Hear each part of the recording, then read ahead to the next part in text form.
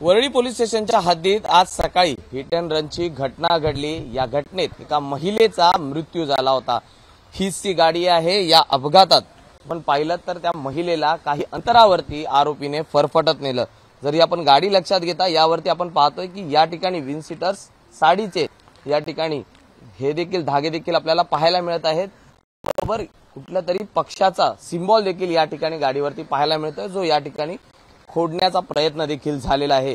एकूणच या घटनेनंतर वरळी पोलिसांनी एका संशयिताला ताब्यात घेतला असून त्याची चौकशी देखील आता पोलीस करत आहेत। विशेषतः या गाडीची नंबर प्लेट ही देखील नष्ट करण्याचा प्रयत्न झाल्याचं पाहायला मिळत आहे। मागची नंबर प्लेट ही देखील काढून टाकण्यात आलेली आहे। आज सकाळी एकूणच या घटनेमुळे मुंबईत जर पाहिलं तर खळबळ उडालेली आहे। अशाच पद्धतीने घटना या वारंवार घडत आहेत। आता याच्यावरती रोख नेमका कसा लावणार हे पाहणं आता महत्त्वाचं राहणार आहे।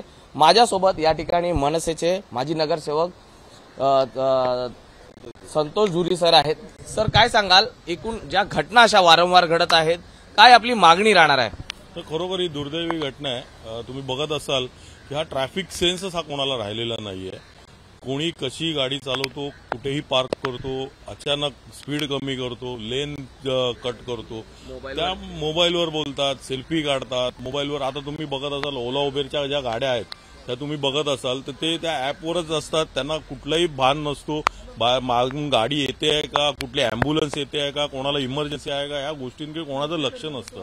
मग ट्रॅफिक सेन्स ही गोष्टच कोणाला राहिली नाही। आजची जी दुर्दैवी जी घटना घडलेली आहे त्याच्यावर आता परत चर्चा होईल, विधानसभेमध्ये पण चर्चा होईल, सगळं होईल, पण हा कोण विचारच करत नाही की ट्रॅफिक सेन्स हा विषय एक असावा, लहानपणापासून मुलांना शाळेत शिकवला जावा की जेणेकरून फुटपाथ कशासाठी आहे, गाडी कुठे पार्क केली पाहिजे, आपण जर गाडी नको त्या ठिकाणी पार्क केल्यानंतर दुर्घटना होते, दुसऱ्याला त्रास होतो, त्याची कारणं काय, या सगळ्या गोष्टी आपल्याला शिकवल्या गेल्या। जसं सन्मान्य राजसाहेबांनी नाशिकमध्ये एक हे केलेलं आरटीओ मोठं हे केलेलं, त्याच्यामध्ये त्यांनी U turn, left turn, right turn, गाडी कुठे स्टॉप करे वगैरे हे सगळं प्रशिक्षण मोठ्या याच्यामध्ये त्यांनी केलेलं होतं।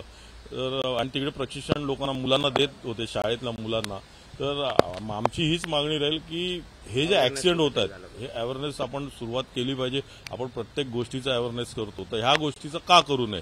तुम्ही विधानसभेमध्ये चर्चा करतायत, एवढे अपघात होत आहेत, एवढं त्याचं कारण मूळ काय तर हेच आहे की आता त्या नवीन तुम्ही आणखीन गाड्या वाढवतायत। एक तर रोडवर चालवायला गाड्या नाहीयेत, जुन्या गाड्या स्क्रॅप होत नाहीयेत आणि त्याच्यामुळे गाड्यांची पण संख्या वाढलेली आहे आणि रस्ते कमी आणि गाड्या जास्त असे प्रकार झालेले आहेत। नवीन बिल्डिंग्स बांधतायत, डेव्हलपमेंट होते आहे, त्यांना पार्किंगच्या जागा उपलब्ध नाही, गाड्या रस्त्यावर उभ्या करतायत, हे सगळे प्रकार आहेत। आता दुर्दैवी एवढी जबरदस्त दुर्दैवी घटना झालेली आहे की ही जी गाडी हा कोणतरी मोठा बापाचा मुलगा दिसतोय की त्यांनी जी पदर त्याचा अडकलेला आहे तुम्ही बघताय आणि त्याच्यामध्ये अडकल्यानंतर सुद्धा त्यांनी 3 ते 4 किलोमीटर तिला फरफटत नेलं। एकदम दुर्दैवी घटना। आणि त्या जो प्रदीप नाकवा आहे त्याच्या समोर ही घटना घडली, तो गाडीला थांब ओरडतोय तरी त्यांनी थांबवली नाही आणि त्याच्या समोर तिला फरफडत घेऊन गेलं, जवळजवळ 3 ते 3.5 किलोमीटर फरफडत नेलं आणि तिचा दुर्दैवी अंत झाला। ही खरोखर दुर्दैवी घटना आणि यांनी याच्यावर काहीतरी शिकलं पाहिजे सरकारने आणि काहीतरी नियम केले पाहिजे। तर आपण पाहतोय की सरकारने जनजागृतीसोबत कडक नियम करणं ही तितकंच गरजेचं आहे। त्याचबरोबर नियमच नाही तर त्याची अंमलबजावणी होणं देखील तितकंच महत्त्वाचे असल्याची प्रतिक्रिया धुरी यांनी दिलेली आहे। अनुप रस्तोगीसह मी सूरज सावंत, एबीपी माझा, मुंबई। एबीपी माझा, उघडा डोळे बघा नीट।